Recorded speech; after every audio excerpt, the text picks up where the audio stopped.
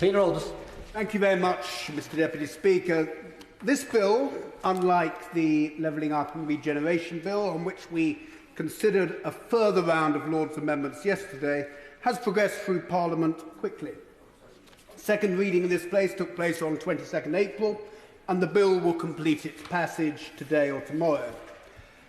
It was a Conservative 2019 manifesto commitment to carry out a fundamental review of the business rate system. This bill is the start of that process, but it does not mark its completion, and on its own it cannot be described as fundamental. The amendments before us today are straightforward.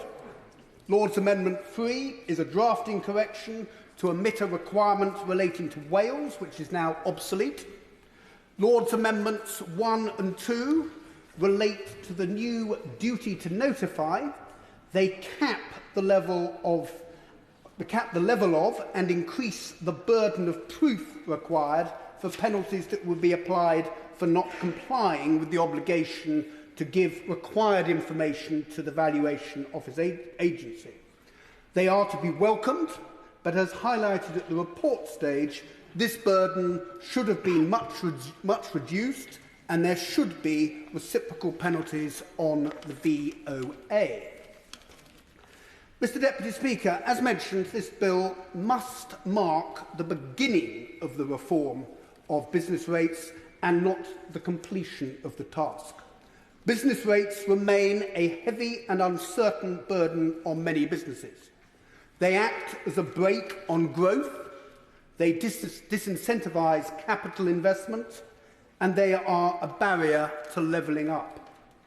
Reform must be more radical and must be carried out much quicker. I urge the Government to strive towards achieving the following goals. Firstly, the uniform business rate multiplier must be reduced to an affordable level. The UBR currently sits at 51p in the pound. At such a high level, it deters investment and ultimately reduces the tax base. It should be reduced to the order of 34p, the level at which it was first introduced in 1990. Lowering the UBR would have the long-term effect of expanding the tax base. A failure to do this will ultimately see the government increasing the UBR on an ever-shrinking tax base, and in doing so, threatens a vital source of local government revenue. Secondly, as important as they are to so many businesses, we do need to ultimately remove the myriad of sticking plaster reliefs that are invariably lobbied for and announced at every spring budget and autumn statement. They are an implicit admission that the UBR is too high. The Government has been forced to offer many of these reliefs, as many businesses are unable to pay a UBR at 51p.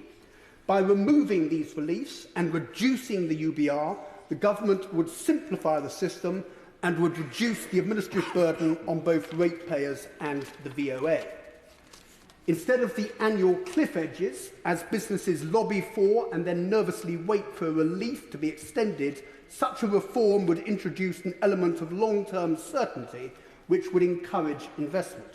Finally, whilst the Government has taken a welcome step in the right direction by moving to 3 yearly revaluations, it must keep going towards the ultimate goal of annual valuations.